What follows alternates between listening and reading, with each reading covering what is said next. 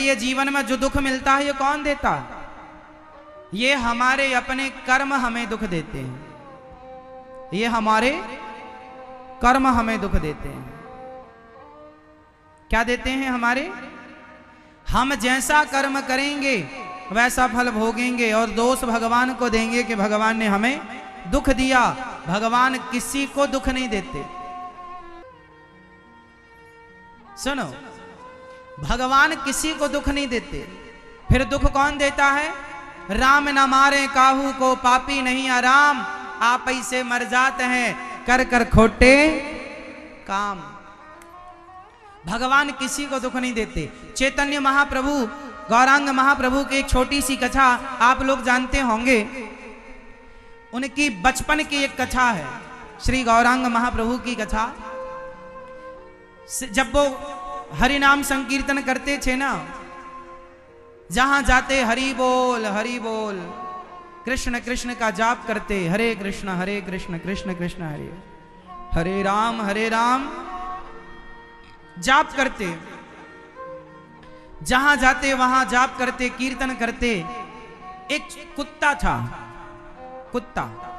वो कुत्ता ना गौरांग महाप्रभु को, श्री चैतन्य महाप्रभु को दूर से देखा करता था रोज। और जब चैतन्य महाप्रभु वहां से आगे बढ़ जाए ना, तो जहां स्वामी महाप्रभु खड़े होकर नृत्य करते थे, कीर्तन करते थे, उस चरणों की धूल पर जाकर कुत्ता लौटता था, लौट जाया करता था। महाप्रभु की चरण धूली पर लौट जाया करता था। एक दिन महाप्रभु की नजर पड़ गई,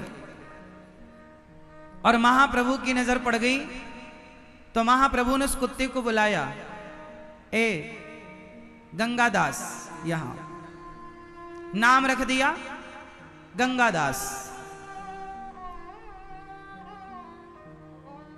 गंगा के किनारे ही इनकी अधिकांश लीलाएं हुई हैं, तो गंगादास नाम रखा। ए यहां आओ गंगादास।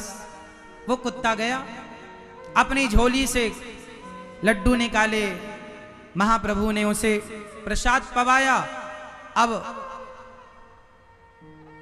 महाप्रभु ने स्वीकार कर लिया, आज से तू हमारी मंडली में सम्मिलित हो गया, अब तू भी हमारे संग प्रसाद पाया कर, तू भी हमारे संग चला कर। अब वो कुत्ता बड़ा खुश। लेकिन जो महाप्रभु के सखा थे, जो मित्र थे, जो कीर्तन करने वाले अन्य लोग थे, उन्होंने कहा, प्रभु ये क्या, ये कुत्ते को साथ में रख लिया आपने? वो कुत्ता कीर्तन करते करते रोता था। जब वो महाप्रभु कीर्तन करते तो वो बोल तो पाता नहीं था, पर भौंकना बंद कर दिया उसने। और भौंकने की जगह जब वो ध्यान से कोई सुने तो उसके भौंकने में गोविंद गोविंद निकलता था, और रोया करता था वो। तो किसी ने कहा कि महाप्रभु आपने इस कुत्ते पर दया करी है, बताओ ये कुत्ता कौन है? तब श्री चैतन्य महाप्रभु ने बताया कि ये कुत्ता पिछले जन्म का ब्राह्मण है, ये पिछले जन्म के पंडित जी हैं। अरे तो बोले पंडित जी हैं तो कुत्ता काहे को बन गए? चैतन्य महाप्रभु ने कहा, ये घर में आए अतिथि को, द्वार पे आए अतिथि को हमेशा जूठा भोजन खिलाया करते थे। खाने के बाद सबको खिलाया करते थे। मेहमान आए, गुरुजी आए, आचार्य चरण आए, ये भगवान को भोग नहीं लगाते थे, पहले ही खा लेते थे कि दाल में नमक कम है कि ज्यादा है, पहले ही चाट लेते थे।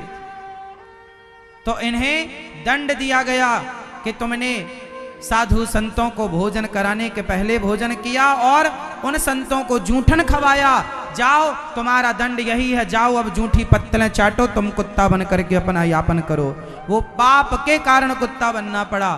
और बाद में श्री चैतन्य महाप्रभु ने उसे अपने साथ रखा और उसे भगवान नाम का आश्रय दिलाकर उस कुत्ते की भी बुद्धि निर्मल की, और वो प्रायश्चित करता हुआ अंत में उस कुत्ते ने गंगा जी में जल समाधि ले ली थी। अंत में और चैतन्य महाप्रभु की चरण रज और चरण धूल प्राप्त करके उसने अपने आप को अमर कर लिया।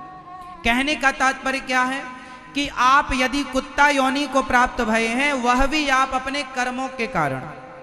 भगवान दोषी नहीं है, भगवान किसी को दुख देते ही नहीं। कोऊ ना काहू को सुख दुख कर दाता, निज कृत कर्म भोग सब भ्राता।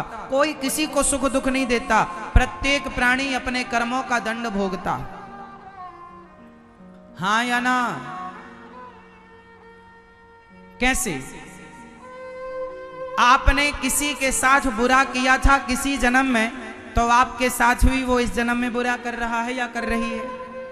आपकी पत्नी, अच्छा मैया बताओ, आपका पति अच्छा है कि बुरा है? अच्छा है, मारता तो नहीं है, परेशान तो नहीं करता।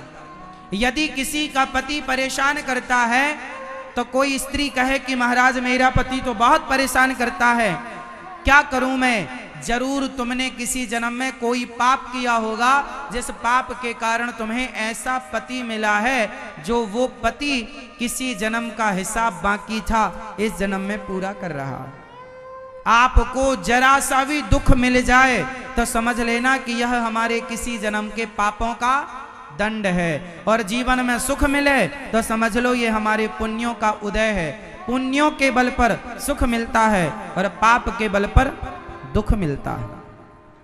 इसलिए आप यदि दुखी हैं तो वह आपके ही कर्मों का दंड है। किसी का बेटा नालायक, किसी की पत्नी नालायक, किसी का पति नालायक, तो ये तुम्हारे किसी जन्म के पापों का दंड है। शरीर परेशान कर रहा, बड़े बड़े डॉक्टरों को दिखाया पर रोग ही ठीक नहीं होता। कुछ रोग ऐसे होते हैं जो रोग नहीं है, ये पापों का दंड है। हाँ या ना? इसलिए मेरी माँ, भगवान किसी को दुख नहीं देते। आप जैसा करते हैं वैसा आप भरते हैं। आपने अच्छा किया तो आपके साथ अच्छा होगा, आपने बुरा किया। भगवान, अच्छा बताओ, आपकी किस्मत कौन बनाता है? आपका भाग्य कौन बनाता है? जोर से कहे कि हमारी किस्मत भगवान बनाते हैं। आपकी किस्मत किसने बनाई मेरी माँ? हम सबकी किस्मत भगवान नहीं बनाते, हम सबकी किस्मत हम लोग खुद बनाते हैं। हम जैसा कर्म करेंगे वैसी हमारी किस्मत। जैसा आप समझो, आपके आसनसोल में कचहरी तो होगी छोटी सी, आपको 10 रुपए के स्टाम्प पर, 100 रुपए के स्टाम्प पर वसीयतनामा तैयार करना है। तो आप जाएंगे और वसीयतनामा जो लिखने वाला है वसीयत, उसके पास जाएंगे और आप बोलते जाएंगे। जो आप बोलेंगे लिखने वाला वो लिख करके देगा। वो अपने से नहीं लिखेगा, आपको बताना पड़ेगा कि किसके नाम पर क्या करना है। आप बताते जाएंगे, वो लिख कर देता जाएगा। उसी प्रकार जब आप यहाँ से मरकर जाते हैं तो आप ही बताते हैं कि हमने इतना पुण्य किया, इतना पाप किया। उस पाप के पुण्य के बल पर 100 रुपए के स्टाम्प पर ईश्वर लिख कर दे देते हैं कि पाप किया है तो ये दंड है, पुण्य किया तो ये फल है, ये सुख है।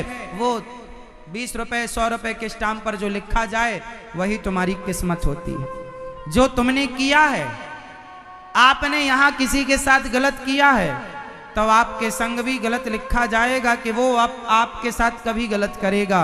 वो तो हिसाब किताब तो चुकाना पड़ेगा। इसलिए कहता हूँ किसी को दोष ना दो, और जो मिल रहा है वो हमारे पापों का दंड मानकर प्रेम पूर्वक भोग लो और भगवान के आश्रित रहो। अब गलतियां ना करो, अब कोई पाप कोई अपराध ना करो।